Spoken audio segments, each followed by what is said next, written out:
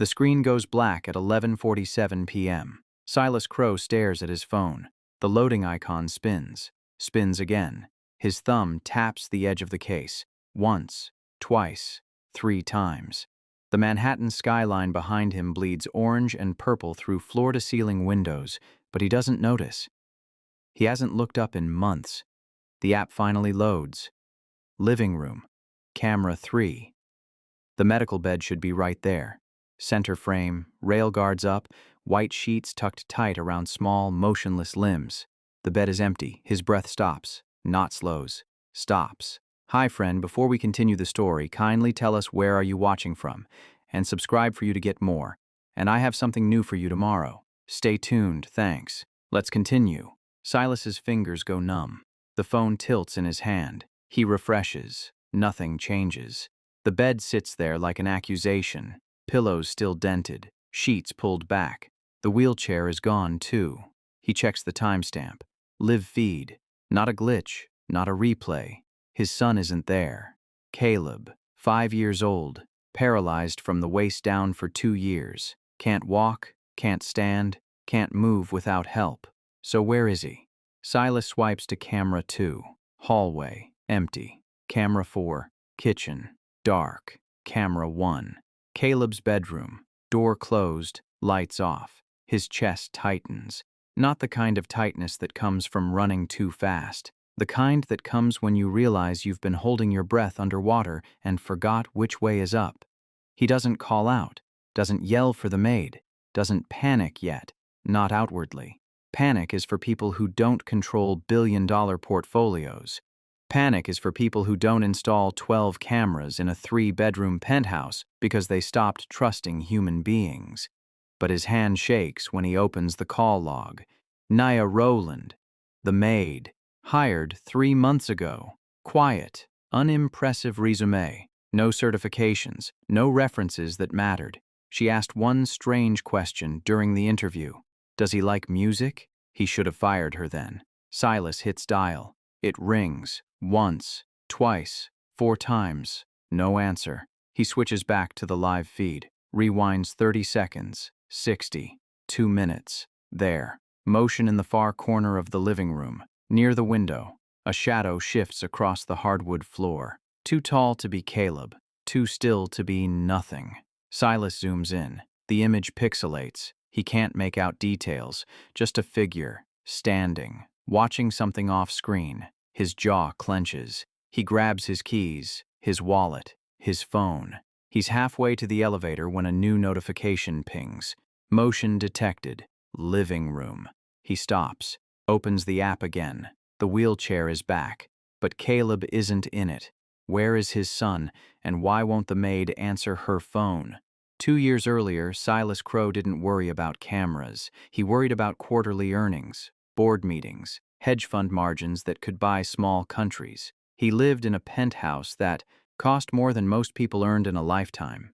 Glass walls, marble floors, a view of Central Park that real estate agents called priceless because no number felt big enough. His mornings started at 5 a.m. Coffee, markets, deals closed before most people hit snooze.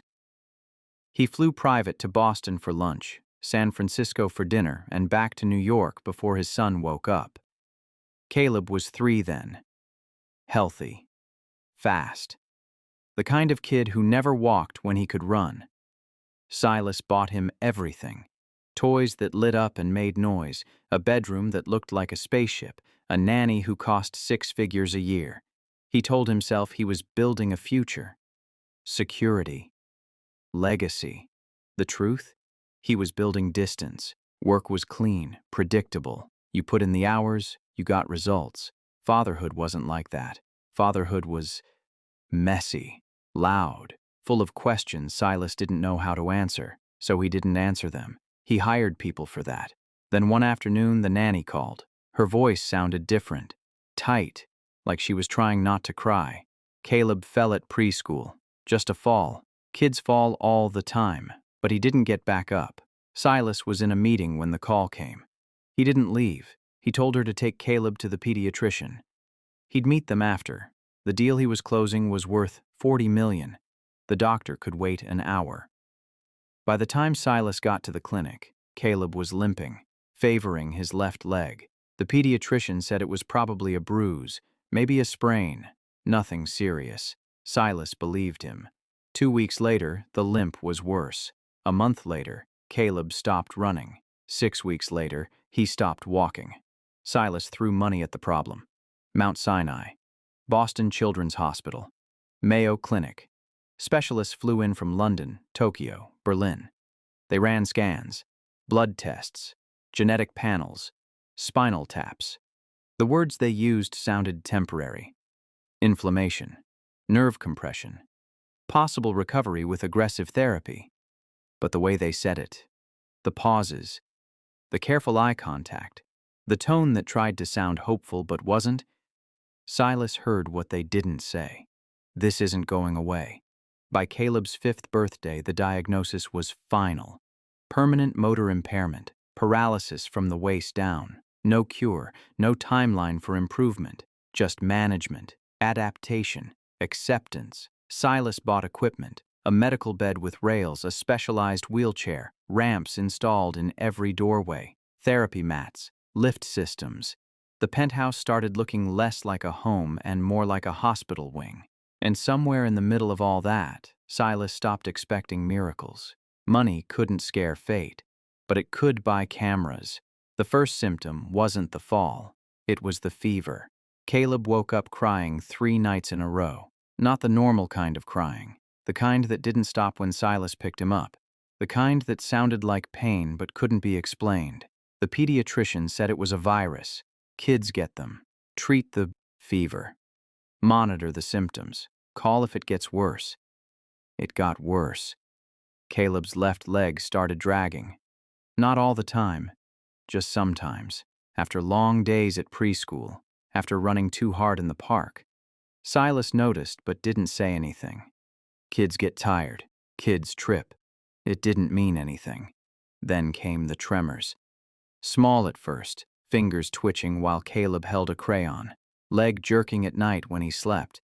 The nanny mentioned it once. Silas told her to stop worrying, but he was worrying. He just didn't know how to admit it. The neurologist at Mount Sinai was a woman in her 50s with kind eyes and hands that moved slowly when she explained things. She showed Silas the scans, pointed to areas of the spine that looked darker than they should, used words like inflammation and demyelination and possible autoimmune response. Silas asked the only question that mattered. Will he walk again? She didn't answer right away. That should have been the first clue. We're hopeful, she said. With therapy and medication, we've seen improvement in similar cases. Silas heard the word hopeful and held on to it. He didn't hear the word similar. He didn't hear the hesitation in her voice. The treatment started. Physical therapy 3 times a week, occupational therapy twice a week, medications with names Silas couldn't pronounce, and side effects that made Caleb throw up. Specialists visited the penthouse. They moved Caleb's legs in slow, deliberate patterns, stretched his muscles, told him to push when he couldn't push, to stand when standing felt impossible. Caleb cried. A lot. Silas watched. A lot. He told himself it was working.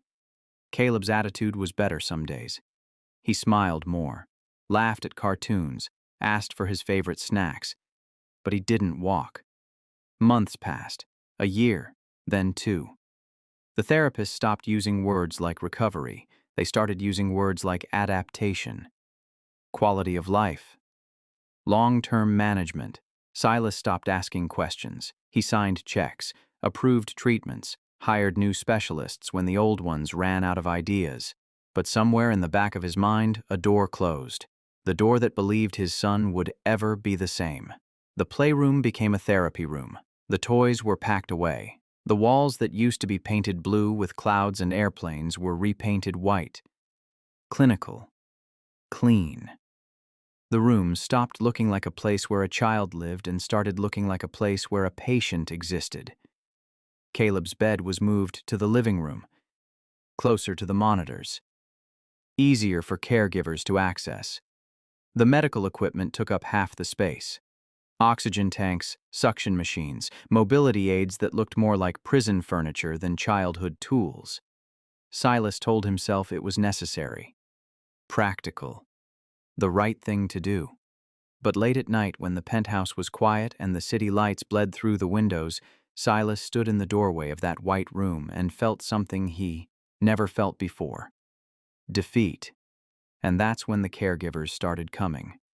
The first caregiver lasted 2 weeks. She was a woman in her 40s, certified, experienced, came with references from families Silas recognized. She spoke in a calm, professional tone and followed every protocol.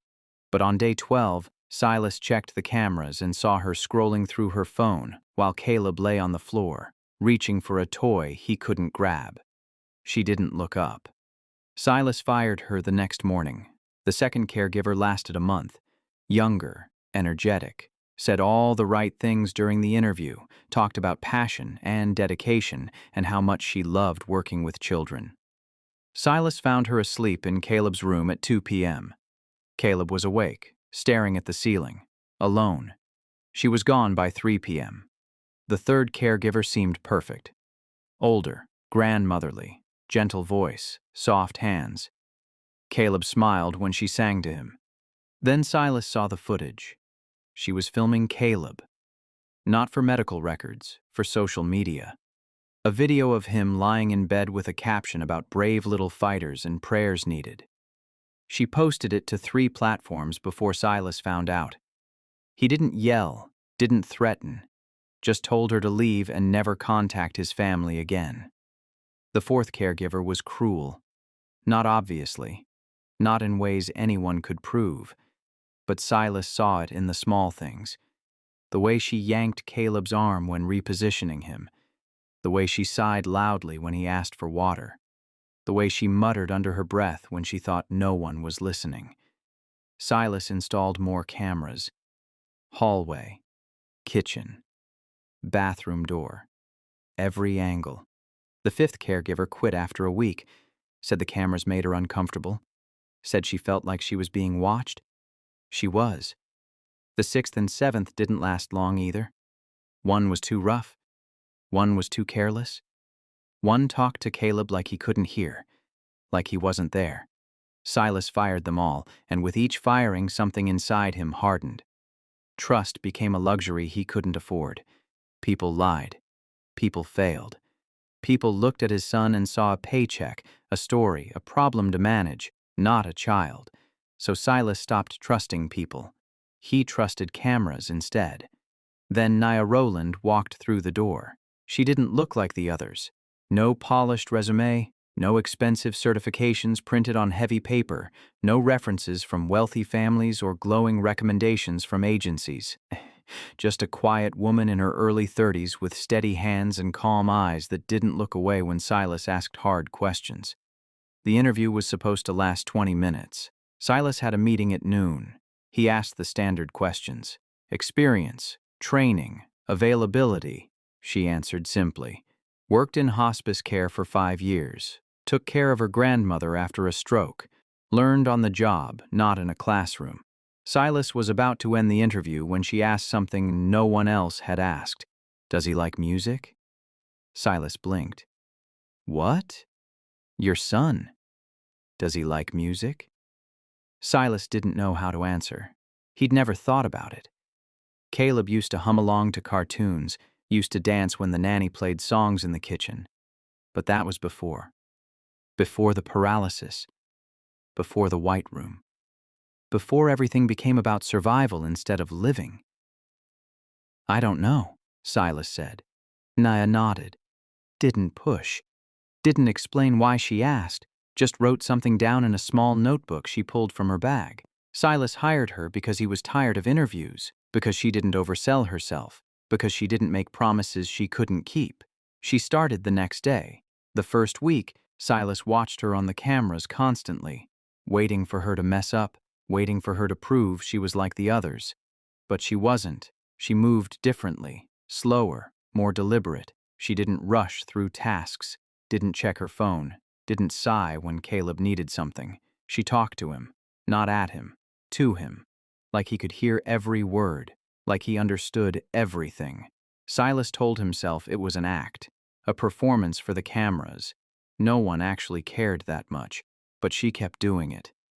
On the third day, Silas saw her sit on the floor next to Caleb's bed, not on a chair, on the floor, eye level with him. She asked him questions. What's your favorite color? Do you like the rain? If you could go anywhere, where would it be? Caleb didn't answer, couldn't answer. His speech had regressed along with his mobility, but Nia waited, like she believed he would. On the fifth day, she brought a small speaker, played old soul records, Marvin Gaye, Aretha Franklin, Otis Redding. She hummed along while she worked, moved Caleb's legs gently to the rhythm. Not therapy movements, just movement, like dancing without standing. Silas watched from his office, told himself it was unprofessional, not part of the care plan, not approved by any doctor, but he didn't stop her. On the seventh day, something happened. Caleb's fingers moved. Not a tremor, not a spasm, a deliberate movement, in time with the music. Silas rewound the footage, watched it again and again. It could have been nothing, a coincidence, a trick of the light, but Silas felt something shift.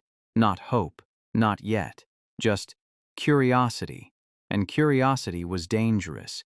The finger twitch happens again on day 9. Silas catches it live this time, not on replay, not rewound and analyzed frame by frame. He's watching the feed at his desk when Caleb's right hand jerks, small, quick, but there.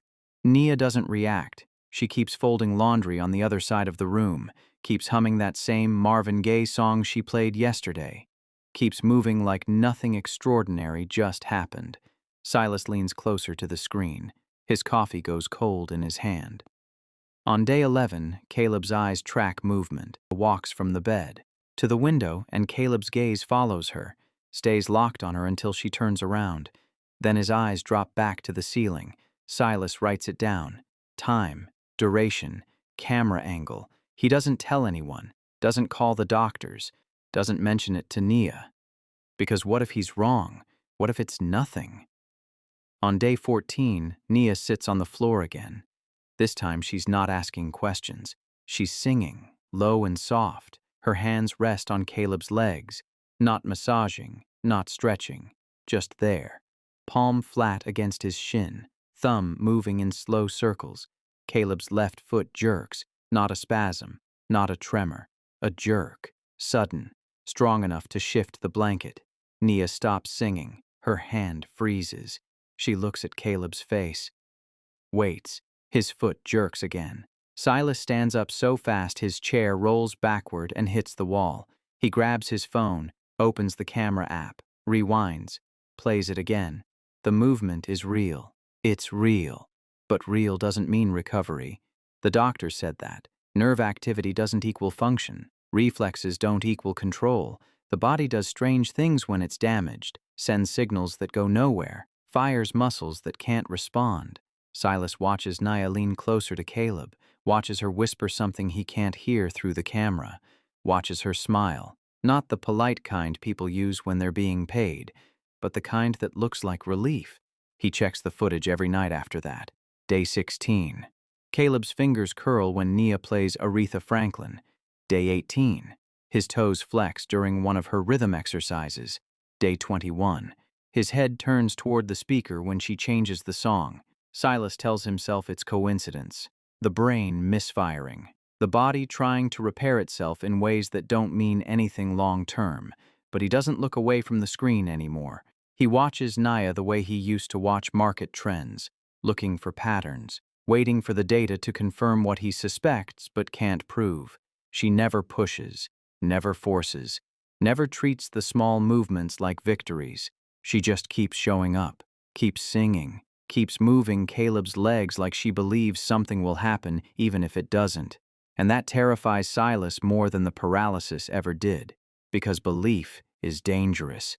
Belief makes you vulnerable. Belief is what breaks you when you're wrong. So why can't he stop watching?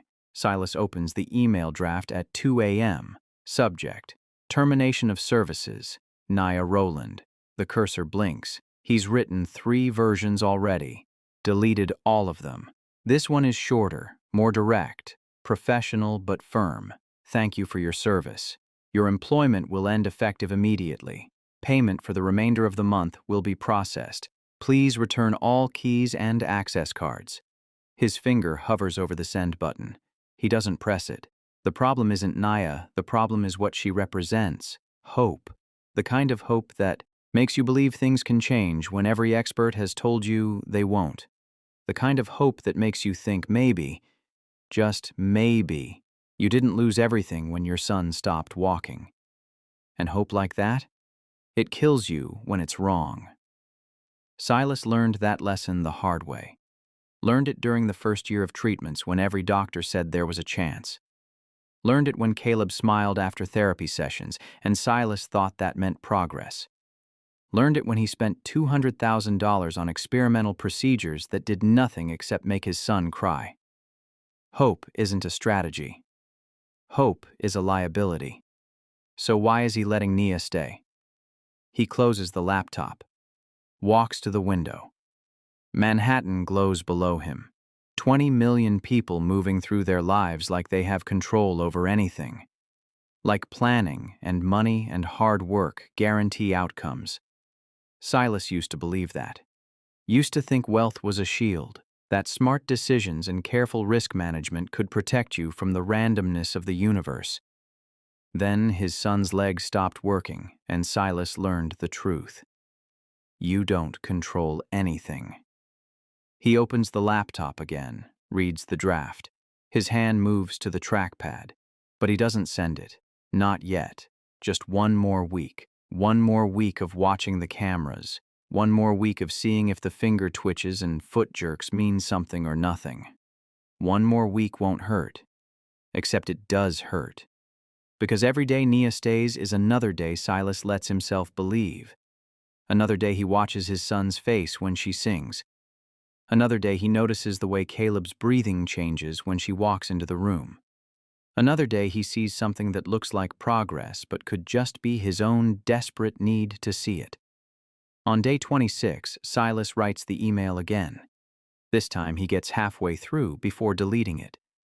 On day 29, he writes it a third time. Doesn't delete it. Just saves it in drafts. On day 32, his phone buzzes during a meeting. Motion detected. Living room. He ignores it. He's in the middle of closing a $12 million position. The notification can wait. But it buzzes again. Motion detected. Living room. Then again. Motion detected. Living room.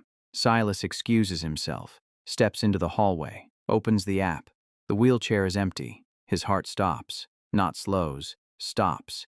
Caleb isn't in the wheelchair, isn't in the bed, isn't anywhere on camera 3. Silas switches to camera 2, camera 4, camera 1. Nothing. He dials Nia. No answer. He runs.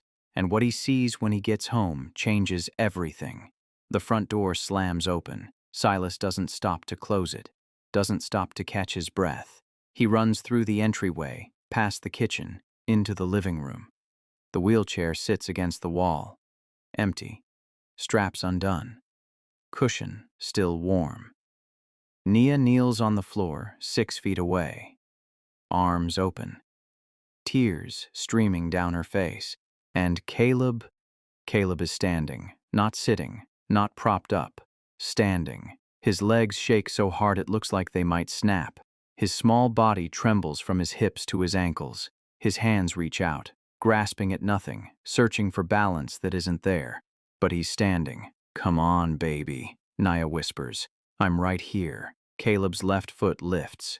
Barely. An inch off the ground, maybe less. Silas can't breathe, can't move, can't do anything except watch his son's leg hover in the air for 1 second. 2 seconds.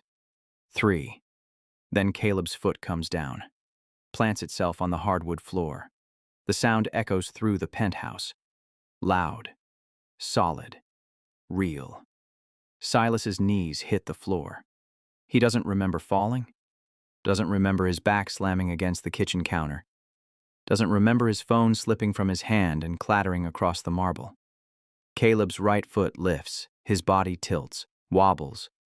Nia inches closer, but doesn't touch him, doesn't grab him, just stays there with her arms out, waiting. Caleb's right foot comes down. Another step. Silas makes a sound. Not a word. Not a gasp. Something between a sob and a shout that gets stuck in his throat and comes out broken. "One more," Nia says. "You got one more in you." Caleb's face scrunches up. His jaw clenches. Sweat beads on his forehead. His entire body shakes like an earthquake trapped inside a 5-year-old frame. His left foot lifts again.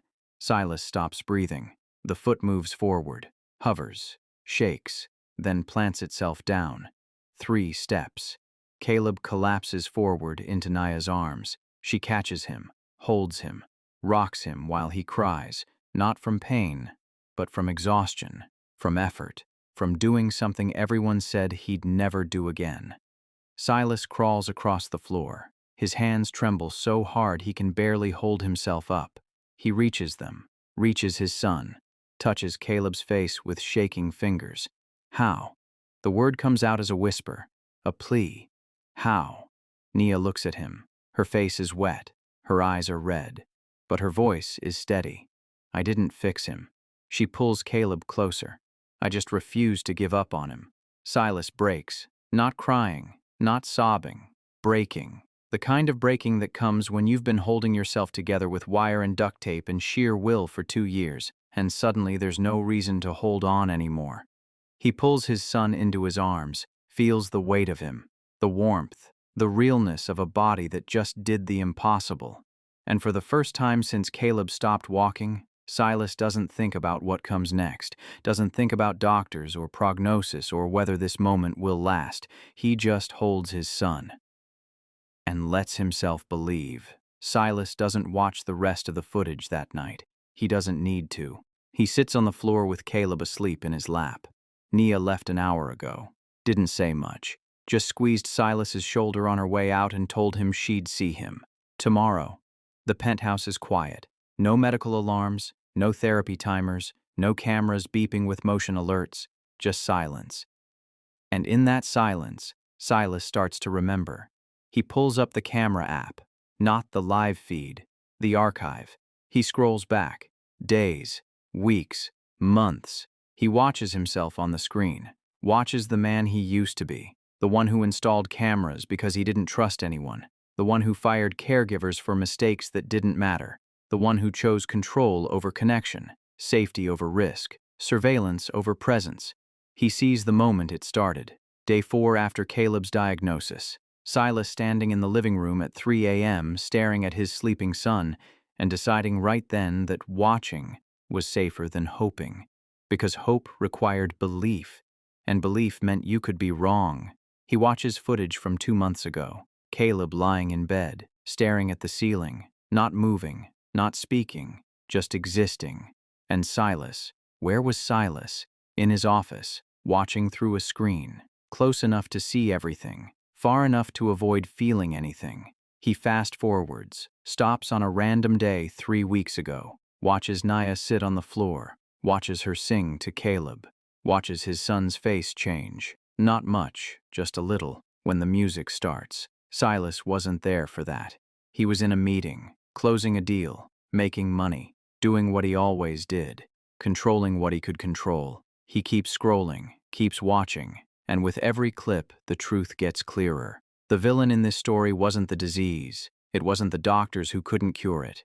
It wasn't the caregivers who failed. It was fear. Fear that wore the mask of realism. Fear that called itself protection. Fear that convinced Silas the safest thing he could do for his son was nothing. He closes the app, deletes the termination email from his drafts, sits in the dark with Caleb breathing softly against his chest, and for the first time in 2 years, Silas doesn't feel like he's drowning. He feels like he finally came up for air. The cameras are still there, mounted in every corner, recording every angle, storing every second in cloud archives Silas will probably never watch, but he doesn't check them anymore. Not because he trusts people now, not because the fear is gone, but because he realized something the night Caleb walked. The cameras never showed him what mattered.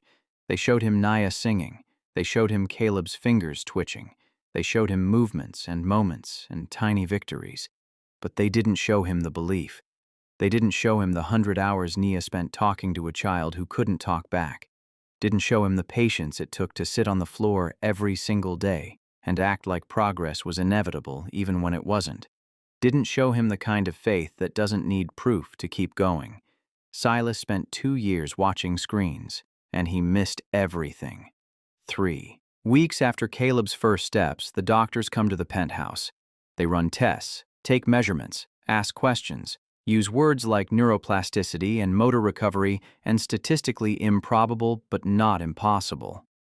They explain the science, how the brain can rewire itself, how consistent, gentle movement can wake up dormant pathways, how belief, actual, persistent belief, can sometimes change outcomes that logic says are fixed.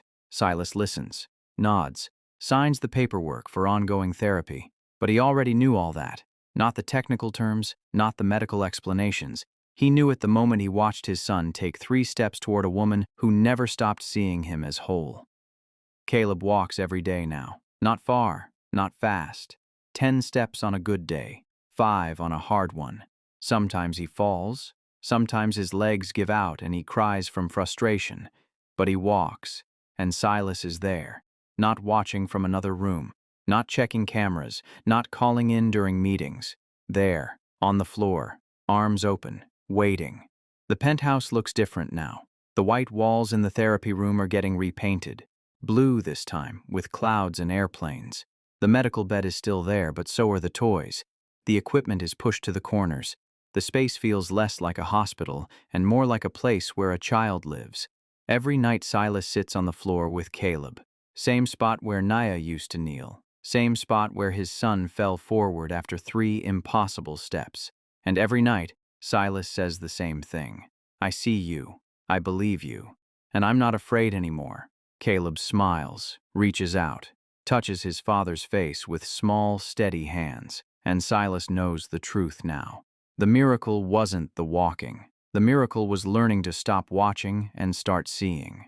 If this story moved you, subscribe and turn on notifications so you don't miss the next one. We have something powerful coming tomorrow that you won't want to miss. Real stories.